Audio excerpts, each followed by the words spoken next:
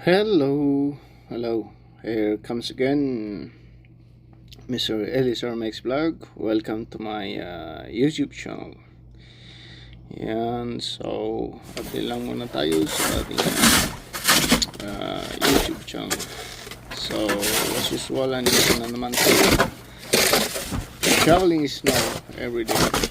So, yan, kita nyo naman. 90s pa yan, kaya start na tayo dito. Lamig. Nabas kami sa kasi malakas ang hangin kahapon kagabi, kaya ito lumabas kami na nag-clear ng mga snows. So temperature check today is around minus 47 wind with a wind chill of minus 50. So yan, minus 50 tayo lumalabas para mag-shovel ng snow, pero anong magagawa, trabaho natin. And ayun, lipat tayo sa ibang site. So samahan nyo ko guys.